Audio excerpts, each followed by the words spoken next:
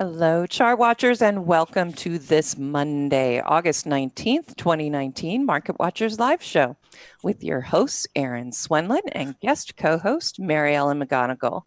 For those of you joining us for the first time today, welcome to the show. And for our regulars, welcome back. All right, let's go ahead and take a quick peek at what is going on in the market right now. And it's definitely a better day than we've seen. Right now, we've got the Dow Jones up 257 points. The S&P 500 is up 35.5 points. And the NASDAQ is also on the rise. It is up almost 118 points. And the New York Stock Exchange itself, we saw that gap up. And now it does seem to be consolidating a bit sideways, but still up almost 114 points. The TSX, Canadian markets, we see also a gap up, and notice that we're still seeing a nice rising trend on the TSX as well. Russell 2000 small caps are also on the rise, up 18 points. And TNX treasury yields are up slightly, 1.588%. We could see the VIX making a dive lower with a gap down, really staying right around that 17 area right now, with UUP dollar up slightly, gold having not the best day right now, down a little over $1.09 for GLD, USO gap up and moving sideways, TLT bonds taking a break, pulling back with a gap down and trying to rise a little bit after that. All right, Mary Ellen. Yes. Welcome to the show. Thank you. Happy Monday. I don't know about you, but I'm still a little bit tired from the money show. I would have to say so myself. It was quite the adventure, and I think I had 5 presentations over the course of yeah, I couldn't believe a couple of days.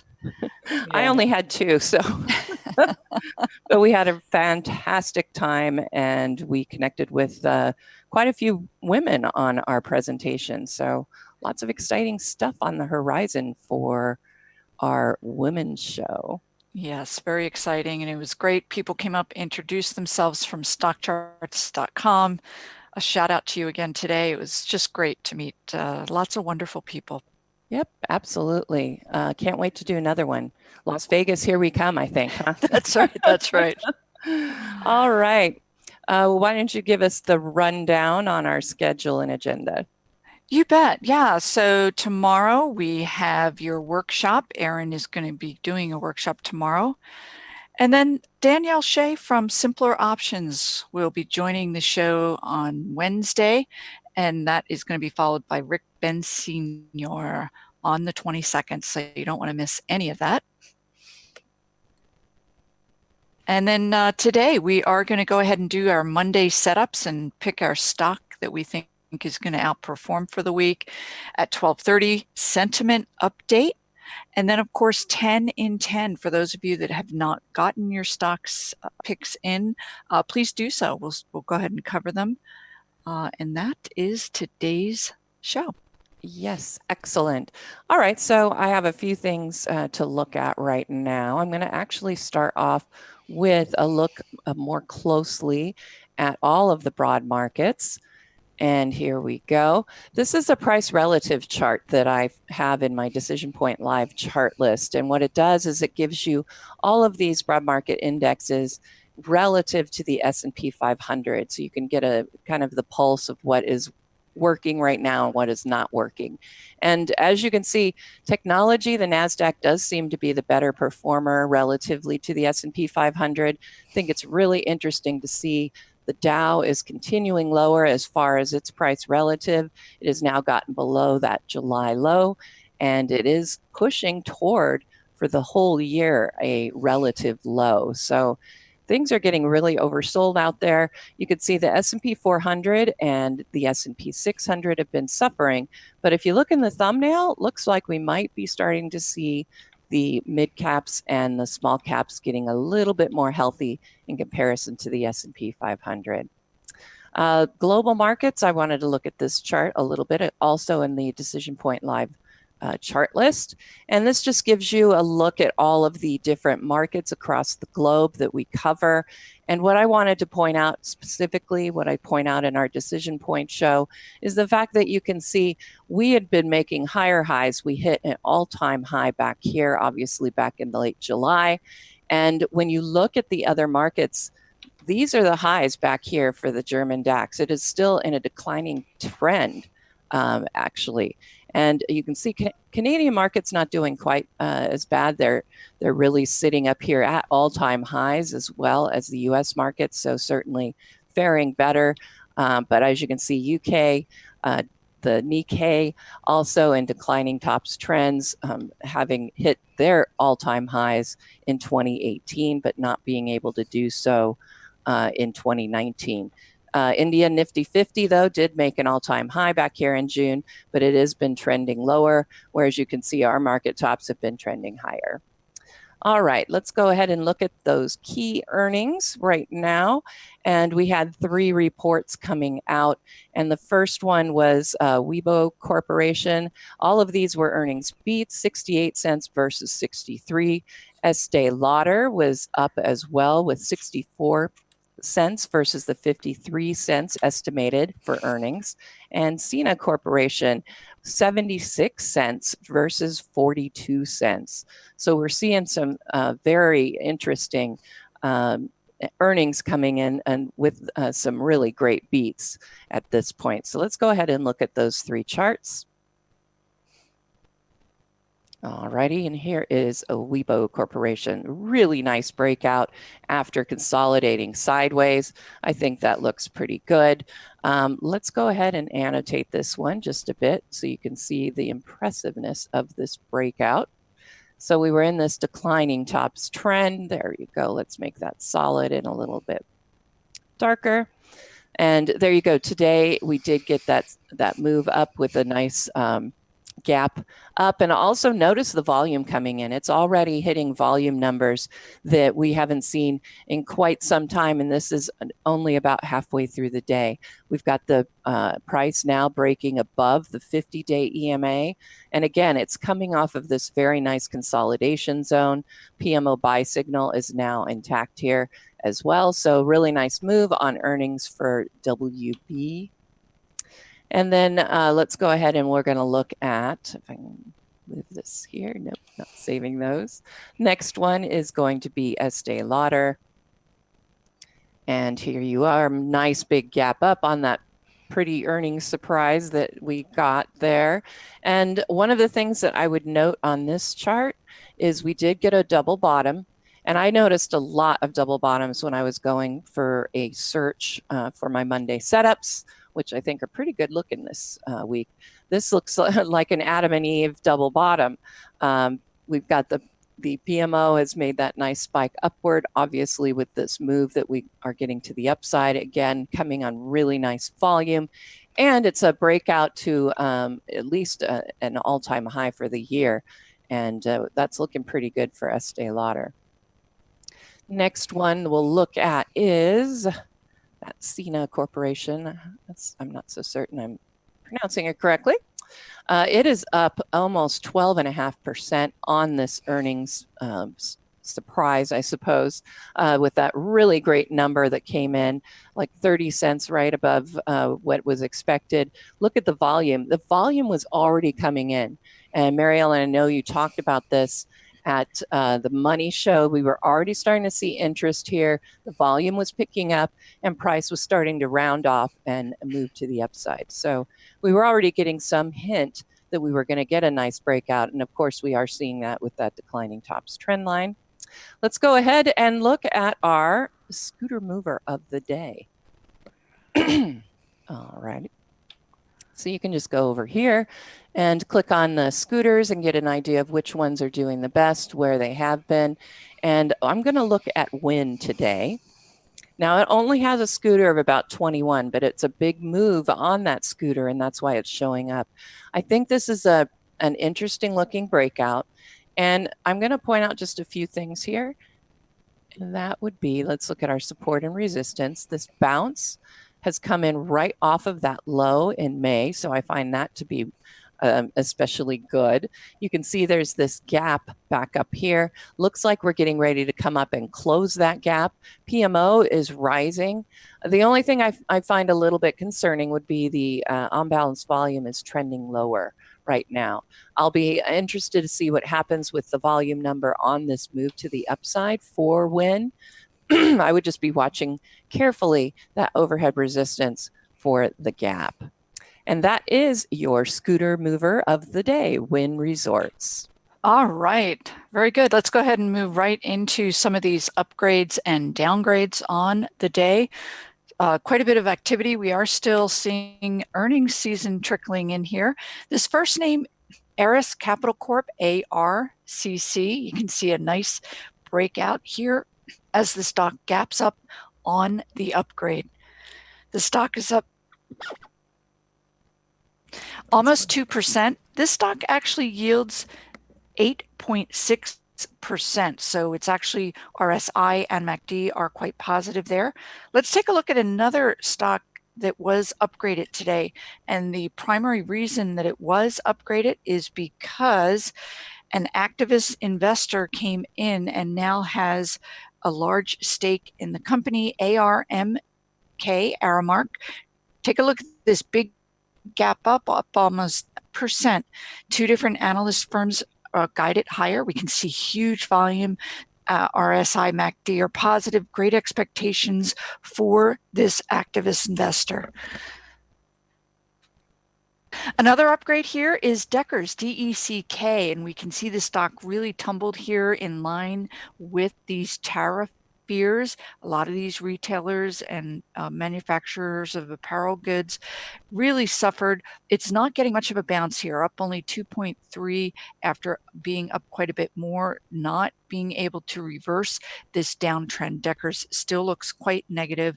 And then one last name that we can look at on the upgrade side is a semiconductor stock, ON Semi. This got hit with the other semis. However, again, another stock trying to reverse this downtrend. This 4% gap up. I need to see it break above this 50-day RSI, not quite positive. MACD not having that crossover, nor is it above the net neutral as well. Moving on to some of these downgrades. One noteworthy one is Amgen, and it's surprising. This company came out with strong earnings here, positive clinical trial results here, and was really holding up quite well. Not much of a break on this downgrade. It's down only 0.5%. Stock still holds up really quite well. And we can look at one last name on this downgrade side. And this name has been certainly not recently, but it was in the news back here with the big California wildfires. Big gap down 30% today. There's a risk of up to $18 billion in fire lawsuits. This is PCG, PG&E Corp out here in California. And that is it for the upgrades and downgrades. And we will be right back after this short break with Monday setups.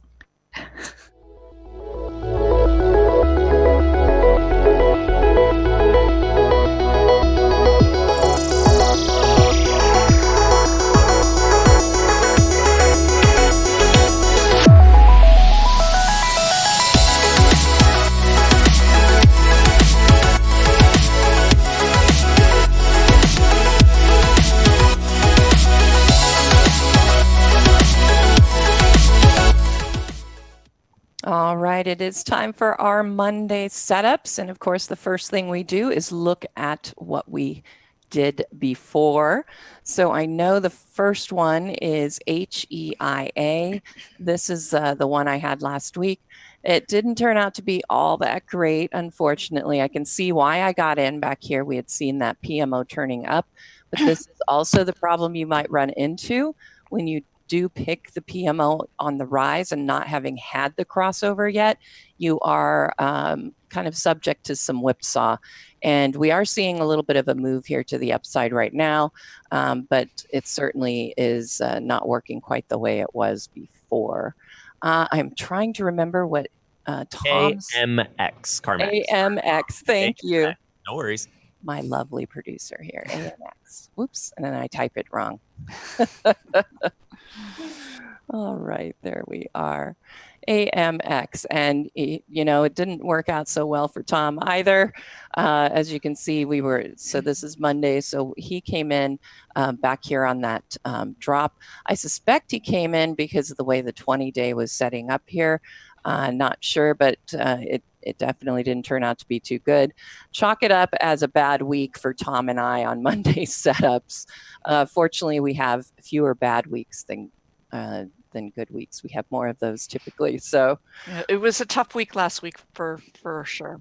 Yes, for just about everything. So I don't feel too terrible about it. But what do you have, Mary Ellen, that you can do for Tom? We'll see how he whether he'll take it. I'll share my ideas, or yes, please do. Okay. So let's go ahead, and I have a couple of stocks. Most of these are names that have already reported. I'm not inclined to buy going into earnings. This is NVIDIA, NVDA, one of the larger bellwether type names. They did come out with good numbers last week, but they were not able at that time to reverse the downtrend. Since then, we're seeing a nice 6% uptick today. That gives the stock certainly more room to run, as they say. This RSI is now positive. MACD just having that positive crossover. Once it breaks up above this net neutral zero, we could be in good standing as this 50-day is poised to cross up through that 200-day. So that's an attractive name that can be considered. Let's take a look at another stock that actually reported last week as well, and it's in a space that has been doing well, CSIQ, and this is Canadian Solar. So take a look at this gap up on strong numbers, huge volume. That's what you like to see. We also had a third event where the stock broke out of this 2.5 month base. Huge volume. RSI, MACD are positive. It is adding to that today. It's up about 4%. So it is a bit extended, but certainly in good standing. The next name that we're going to look at is setting up. It looks interesting. However, I will tell you they are due to report this week. The stock is gapping up in line with a number of these consumer discretionary names, up 2.5%. Got hit here with those tariff fears. September tariffs are going to be hitting a lot of these retailers. And what I'm noting here is this big gap up back here at the end of May. This is their prior earnings report. Company came in surprised. They have a lot of really innovative initiatives in place. Their digital sales are up. They will deliver your goods to your car as you pull up. So I would anticipate a good number, but again, we are going into earnings, so that is not my pick. We're going to take a look at one other retailer here that did report last week, and I really like this chart. The stock gapped up here in response to those very strong earnings. And a lot of this, Walmart also has a lot in the way of initiatives going on. They have a lot of cost cutting. They also have robotic cleaners that come at night. So they're saving on that front as well. But let's take a look at the chart. The stock is poised to break out of this 2-month base. We have a positive RSI. MACD had that positive crossover and is now in positive territory today. It's continuing to advance beyond last week's strong earnings. So I do like this chart a lot. However, it is a bit near-term extended. We can now take a look at the name that is my pick for the week, and that is Twitter, TWTR. The stock had broken out of this nice base. We can see at the beginning of the month, and then of course this has been a very difficult period for the broader markets. So the stock actually held in remarkably well despite deterioration elsewhere. So this big gap up here was on better than expected earnings. And the stock today is just breaking back up above that 10-day simple moving average. Your RSI never turned negative, and now it's turning upward in positive fashion. MACD likewise held in. So a couple of things here. I do like the fact that overall, the stock was not damaged, given the carnage that we've seen elsewhere in the broader markets. It's dipping up here right back into that buy zone, which is the top of this base breakout. So if the broader markets are able to generally keep in good standing, I like TWTR. All right. Let's see. Well, I have about 6, so I don't know how many of them I'm going to get through, but I will share them. What was your actual pick, though, and price? Is Twitter at? Twitter at 41.7. All right. Let's see. We'll see how we do. So this week, since Mary Ellen is on the show, I decided to do my pink line scan. It's a scan that we came up with that follows our approach for Chartwise Women. And I thought there were some really interesting ones that came up. Mary Ellen, it was so crazy because I remember last Wednesday when I ran this scan, I was getting so few results. And today I ran the scan, I had 92 results. Wow. And I do recall that last Wednesday, it was slim pickings. Yes, so it does tell you that things are on the move to the upside. It looks like it's pretty, there were a lot of very interesting selections. So anyway, I'm going to go over them using the Chartwise Women chart style. And for those of you out there, the pink line is actually just a chandelier exit with 3 ATR. And we use the 50-day, simple moving average. And that is your blue line. And then, of course, the 200-day simple moving average, and that is the green. And so what you really scan for is you're looking for price to move above both of these two lines, and that gives you your entry point. You get your exit point when it drops below both lines, and you can look and see that momentum is falling. There are a couple of other screens that you can use with it, but just on the simple side, when it crosses above both, it's time to get in. And when it crosses below both, then typically that is going to be your time to get out. So as you can see, we have a nice ascending triangle formation here that I really like. We're getting the breakout on it, and this is Avalon Bay, excuse me, AVB. There's some really nice upside potential, I'd say, in the short term. Really lines up with that upside target that you would expect based on the back of this pattern. And so I would be looking for at least a test up there of the high we saw back in the highs, really, that we saw back in July. Nice PMO. It is below zero, but it is making that move to the upside. I like that. Scooter is starting to improve. OBV volume, I'd like a little bit better pattern here, but you can see it's really been mostly sideways. So I wouldn't say that it's telling us something bad here as far as this as a possible pick. Avalon Bay, Ellington Financial is another one that we had. I was looking at this as a possible reverse head and shoulders pattern, and we are getting that breakout confirmation. I looked also, though, here, and you have a gap. So this could be a little bit of a problem at $18 at gap resistance, as we call it. So I would want to see it get above $18. So that's one of the reasons it was not my pick. But we already have the PMO buy signal coming in on Ellington. And let's look the Chartwise Women style. So as you can see, we already had that breakout above the chandelier. And now we're moving up above the simple moving average. And so that is why the signal is coming in. So, I have back tested this to some degree. I find it to be really helpful on, obviously when the market is trending higher, you're going to do better because you're swimming with the stream and not against the current. So typically it's a good idea to know what the market is doing in general.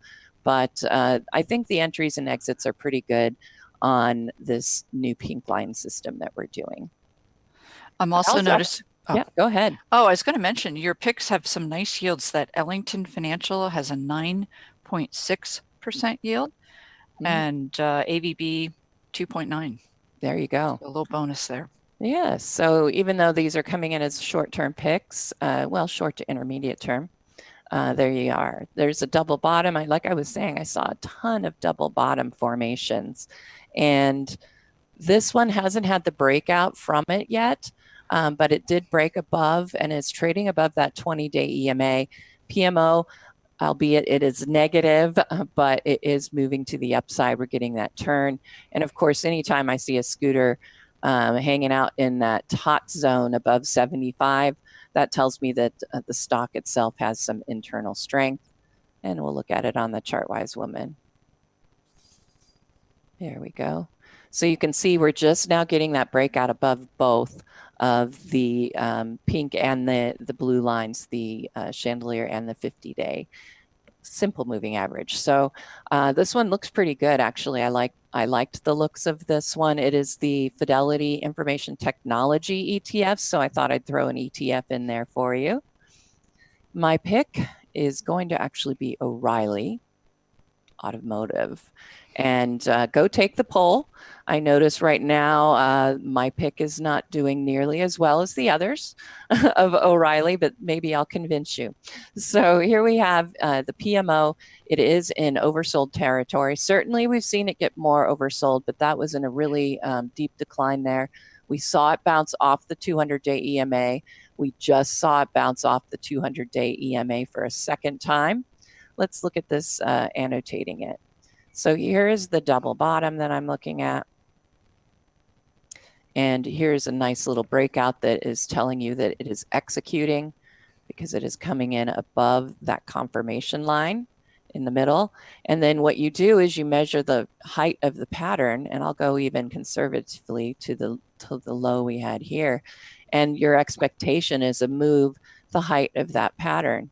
And lo and behold, it lines up pretty much with that high we had in July. So I'm looking for a nice move out of O'Reilly. Granted, it's already up 1% right now, but a really nice setup, I would say. The one thing that did bother me, and I will tell you this right off, is the volume on this rally move to the upside. We really didn't see a lot of hot volume coming in on it. OBV, though, doesn't look negative. You're still getting rising bottoms. So I think that's works out for this rally that we're getting off the two bottoms on the double bottom. All right. Well, lots of good names to choose from. There actually also is a cup and handle on that ORLY. Oh, see? Yeah, now so another looking better. Another bonus. Yeah, and then here it is on the pink line system here. Now, this is one of those I definitely look at more in a short-term picture, and the reason why is it does tend to move sideways a lot. You don't get that nice rising trend there, but I still think this one looks pretty good. And then I had two more. I'm just going to look at one of them and tell you a little bit about the other one. Double bottom here on Pacific Premier Bancorp, PPBI. PMO is turning up nicely. Here's what it looks like on Chartwise Women. There you go. We're getting the breakout above both of the blue and pink lines, and that's why it triggered. And then just a quick look at TFS Financial on the Chartwise Women. There you go. PMO turning up. There's that move above both lines. Now you did see that there was some whipsaw here that came in, and you would have ended up in a little bit bad of, and not the best place. But I think this one looks a little bit better, but I would like to see that $18 breakout for TFS Financial. Another yielder. Yes. And so those are our Monday setups. You guys go take the poll, and we'll see there are two picks from our producers. There are two picks from Mary Ellen and I. And so we're always curious to see which ones you like the best. So here are the prices. And that will conclude the Monday setups for the day. I'm going to go ahead and move into sentiment. Did you have anything else you wanted to add to the Monday setups while I get that ready? Yeah, no, I'm just noticing that how diverse our lists are, how different, but there's a lot for everyone to choose from. It's just a case of the dynamics going forward as far as the rest of the week. We are having a good day today, but we are still headline news driven. So exactly. Yeah. All right, well, here we go. I'm going to go ahead and start off with the sentiment report. And this is the sentiment report, of course, for August 19th. Let's go ahead and get that popped up there. Can you see that? Looks good. All right. All right. So August 19th sentiment update. Last week when I did it, we definitely were seeing some bullish tendencies starting to come through as far as the market. There's a lot of bearishness in sentiment. And I'll be looking at it today, and you can tell me what you think. But I would say sentiment-wise, we're looking a lot better. for the market anyway. So I'm going to look at the 10-day moving average of the put-call ratio, the American Association of Individual Investors, or the AAII, and then the National Association of Active Investment Managers. And this is one of the charts I really like to look at because it tells you that you've got what's happening with those active investment managers. They're the big guys in there, and it's nice to see what their exposure to the market is. RIDEX ratio gives you actual cash movement within the equities, bull and bear funds. Wall Street Sentiment Survey, the market timers are surveyed what they think is going to happen the upcoming week. And of course, VIX, I think, is a great measure of sentiment. And then I always throw in gold sentiment, where we look at the premiums and discounts for gold. So let's go ahead and we'll move right on in to these charts. Oh, come on now. Getting a little excited. Okay, so we'll start off with that 10-day moving average of the put-call ratio. And, last week, you can see it started to tick up in oversold territory, but then it did continue downward. Both the CBOE and equity put-call ratios were setting lower lows than previously. We're in oversold territory. When you start to see the put-call ratios moving to the upside, and I do want to caveat this, these are inverse scales. The reason being, I like my oversold on the bottom and my overbought on the top. Otherwise, my brain just doesn't work right when I'm looking at them. So let's go ahead and we will continue on here. So we're seeing a move to the upside. I don't want to get overly excited because we've seen this previously on those other lows. So let's go ahead and we're going to move on. But it's set up, the way it's set up, I think it looks bullish. We are in oversold territory. It is trying to rise. And in the case of the equity put call ratio, it is rising. So I'm going to say that at this point, that's a very bearish setup as far as the sentiment goes, and sentiment is contrarian, so this would be bullish for the market. All right, we're going to look at AAII. This is the American Association of Individual Investors. If you go to AAII.com, you can take their survey. It's just, are you a bull, are you a bear? Pretty simple. So looking at the tally last week, we had very extreme climactic numbers to the downside as far as the bears. And you could see that the ratio was really, really low. It was a low we've only seen a few times in the past. Typically, when that ratio gets extraordinarily low, that's setting you up for a bounce to the upside or possibly a little bit more movement sideways, or as you can see here, it was trended down just a little bit. It did precede a nice little rally there. So I was looking at it as bullish last week. I'm going to continue to look at it as bullish for the market. We pulled back a little bit as far as bears are concerned, but we're still seeing it very lopsided. And that you can tell that with the ratio being at 0.52. So, I mean, think about it. One would be both of them are equal.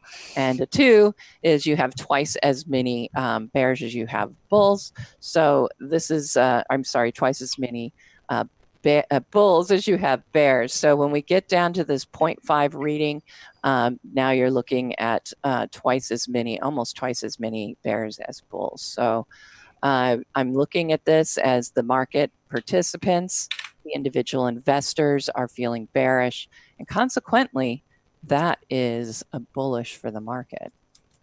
But again, these are the same readings that came in last week. We know exactly what happened last week, and it was not pretty. So this is why sentiment is sort of a, I don't even use it as a confirmation. I really use it as just more information to consider as far as what's going on in the general market. I do pay a little bit more attention to the VIX and put some kind of weight that heavily, but on most of these others, it's just more of a backdrop to what's going on in the market. So we're going to look now at the National Association of those active investment managers. We're looking at how exposed they are to the market. They did raise their exposure, but very, very, very slightly. I would still consider this very, very low exposure. in comparison to our typical readings that we've been getting. When you have that exposure very, very low, typically that does precede a rally. When you've got these active investment managers feeling very bearish, and in this case, they're feeling bearish. I wouldn't call it very, because we can see they've really pulled back exposure previously, historically. But this is pretty low in that oversold area, if you ask me. So we're looking at about 58% here exposure, and I would still read this as a bearish sentiment as far as these money managers are concerned. So I would say that this chart is bullish for the market. But again, these readings were almost identical last week. So again, this is that backdrop. All right, this is interesting. These are, this is the survey of pretty much a closed group of market timers, of which I'm included in, called the Wall Street Sentiment Survey. And in fact, let me find a chart that's got, oh, I guess I don't in here. But Mark Young from the Wall Street Sentiment Survey.com does the poll. And right now, notice that we were looking at the investment managers, we were looking at the individual investors, and they were all very bearish. But what are the market timers thinking? Half of us are bullish. I was in that boat again. Didn't work out for me that well last week, but it wasn't horrible. So this week I was also in the bull category for the I'm expecting the market to end higher at the end of the week. I guess you could say I want that too. We had 31% come in as bears. That puts our ratio at 1.61. So really, when you look at this, that's telling you that timers are obviously very bullish, far less bearish. And that's actually bearish for the market this week when you look at it. But because it is such a short-term horizon that the market timers have to come in on, a lot of times we do happen to be correct. And last week, the market timers, the bears anyway, happened to be on the correct side. All right.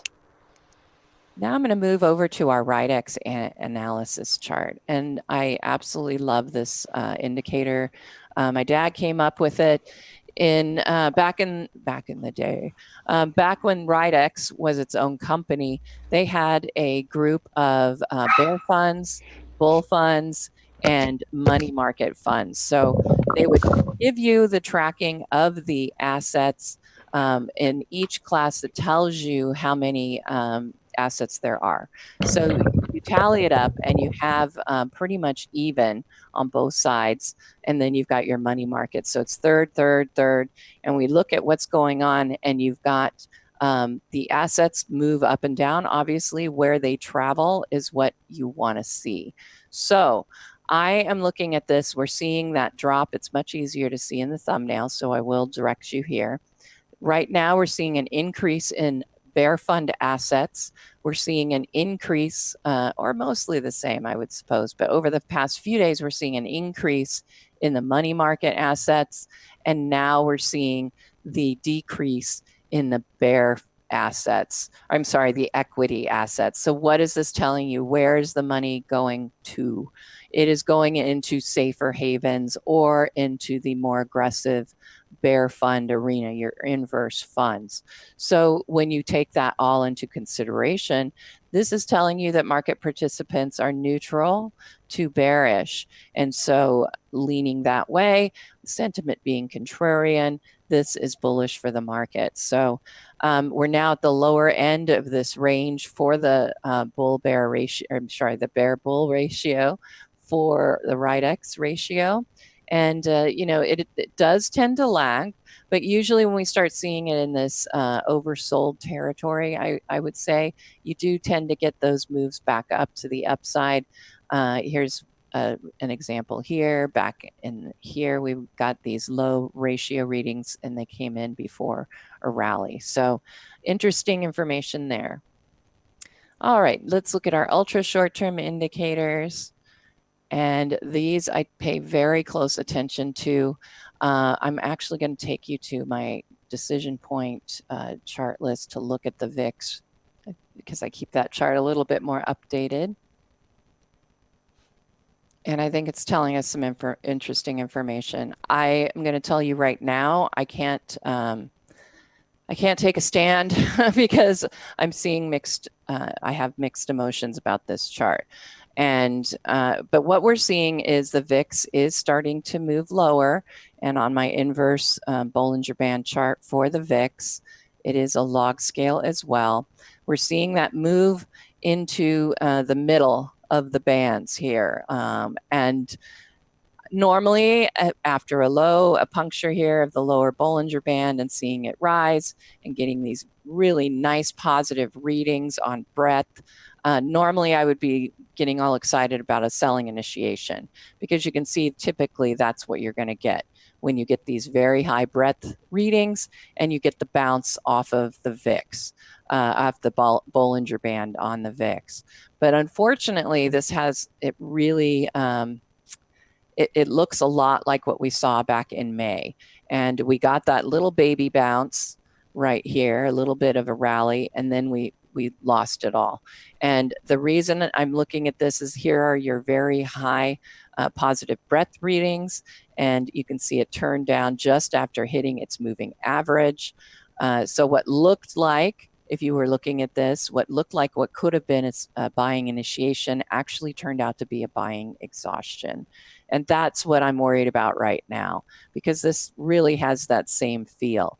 We went off of some very climactic readings in breadth to the downside, came back up and got a little bit more positive on Friday. And now we're seeing this really big move to the upside on breadth that happened Friday. I'm sorry, I had those mixed up. Thursday, and then this is Friday. We only get these numbers after the close. So normally I would look at this as a selling initiation. We only had one day of an up move and we're getting that gap up. Everything looks like high energy, an initiation to the upside. But what happened with volume last Friday? It was extraordinarily low. And that was on this really nice move to the upside. So that's a concern. And then, like I said, we've seen this previously. There's another one that looked like it could have been a selling initiation. We had just come off the bottom of that Bollinger Band. And then what happened? We hit that average, moved right back down, and we saw a decline. So at this point, I'm kind of looking at this as like a buying exhaustion rather than a buying initiation. So, you know, I'm going to call that chart neutral, because honestly, I can't tell you which one it is. There's just not enough information there, and I don't feel strongly one way or the other as far as what it's doing. Now, you're looking at our short-term trading oscillators. We ended up with very oversold readings. Got back above the zero line, at least for the breadth oscillator, but volume oscillator did not make it. It turned back down below the zero line. That to me was a warning sign that we're going to see some more downside.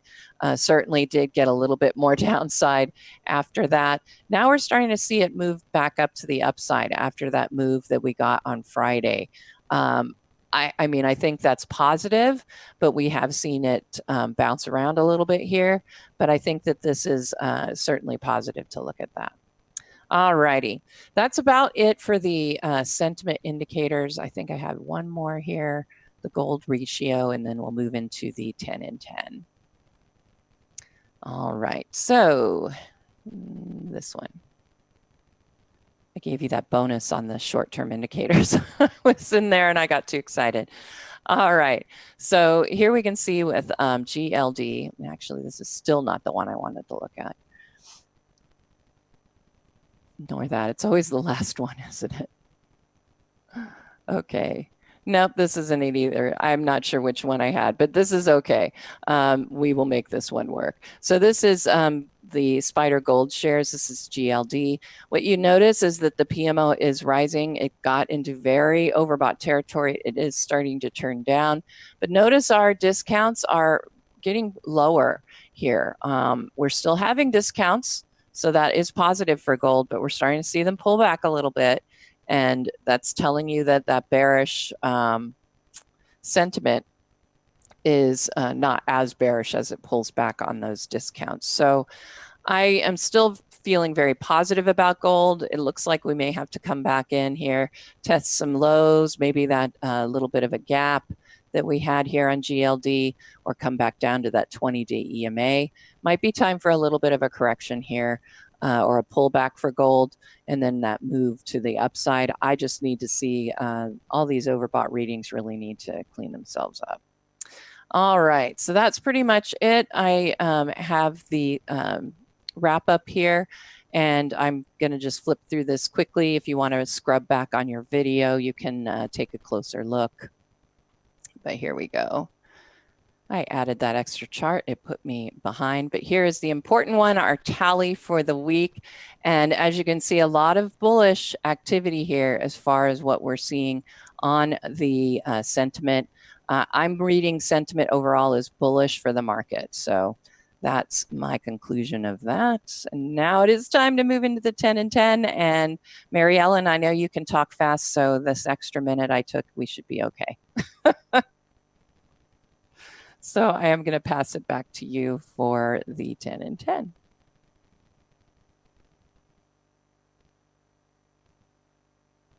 Mary Ellen, is she there? Can you hear me? Oh, there you are. Yeah. Hi. Okay. So we should be good to go here. Ready for the ticker symbols? And the first symbol is going to be, let's see, what did I give them? Baba, Alibaba. Okay. We can take a look at Alibaba. Of course, this is China's one of their largest online. I would call it the Amazon of China. And we can see this company did come out with the earnings last week. So we can see this gap up in response, super big volume, and the stock is continuing its ascent. Now we can see also that it is poised to break out of this nice 1-month base. Your RSI and your MACD had that positive crossover, black line up through the red, just now poised to break above that net neutral zero in time for this nice base breakout. As long as we're here, I'm just going to show you a chart of the iShares China ETF, and you can see it had a big gap up. So oftentimes with these ADRs, provided they have good news behind them, they will move in tandem with a move up into the markets as well.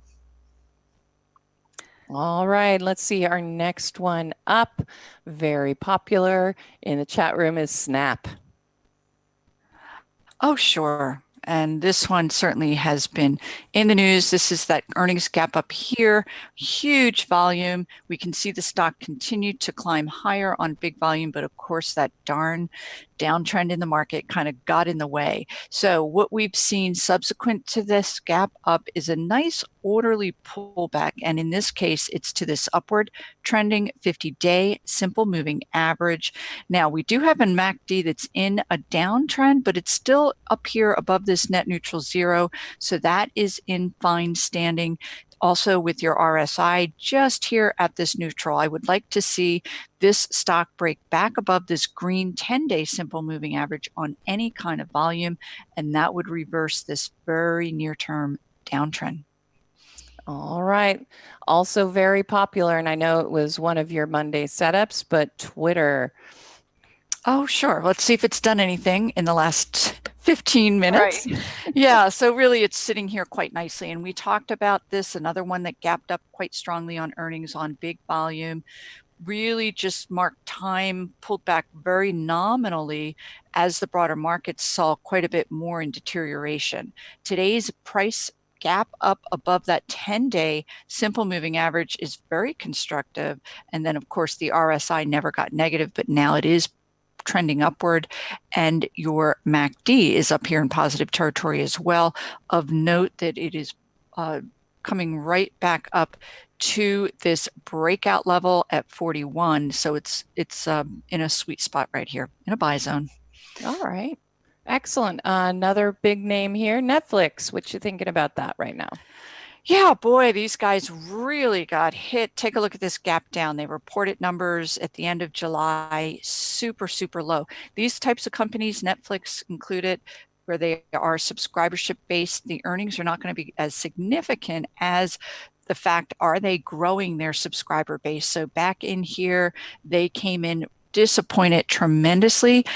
Internationally, they were looking for 5 million new users. I think it was in the 2 million range. They lost in the US side when they were looking for gains. So rightfully big drop, but we did get down into this oversold area with the RSI. Stock had this downtrend reversal attempt met with resistance at this 200-day simple moving average, declines in line with the markets. Now this break back up above this 10-day, it's up almost 3%, is encouraging. I will tell you, look for more upside resistance at this blue 200-day simple moving average. That's 335. So we could see a rally from 311 to 335, but let's go down to this MACD. We did have a little bit of a positive crossover. We're not quite up in positive territory yet. A lot of times with these stocks, you want to use history as your guide. Here's a big downtrend with the bear market last year. The characteristics you need to see before getting in. You want that MACD to be up here, positive territory, in line with the positive RSI and a break above key moving averages. So we're still early, but it could be the beginning of a downtrend reversal. All right, excellent. TJX. Okay, yeah, TJX. This one got hit. You can see it hit a peak here and price back here at the end of July. A lot of this is in line with tariff fears. They are going to be hitting these retailers, but I would argue that TJX got hit a little bit harder. I'm going to show another stock in this group. This is Ross Store. I would argue a direct competitor. Take note at how it really held in quite a bit better despite this hit that retailers took. So to me, that makes it a little bit weaker in its group. It broke below the 50, even broke below the 200-day. However, if you've held on to it in this period, we could see a reversal, but you can see we've had these head fake downtrend reversal attempts where it finds resistance at the 50-day. We very well may see that again. So that's going to be your critical point here at 53.4. Can it break up above that, thereby pushing that RSI and MACD positive? Right now, we are still in a near-term downtrend. All right, next one up, a biotech, Gilead, GILD. Yeah, I did a piece in my show earlier today that some of these biotechs are beginning to wake up. This one really is in a bit of a downtrend. We can see it's rallying up about 1.8% today, but it's really not enough to reverse this really confirmed downtrend. We can see that the RSI is poised to turn positive. MACD, we haven't quite had that black line up through the red. We have not had that positive crossover. We would need to see that in line with a break up above this net neutral 0. So taking you back here to this June upswing in Gilead, the characteristics again that you're going to want to see is the price breaking up above these key shorter term simple moving averages, 10, 50, and then eventually this 200-day. Unfortunately, it has since faltered. So the stock is very much in a downtrend and it has work to do before reversing that. All righty, next one up is going to be DG.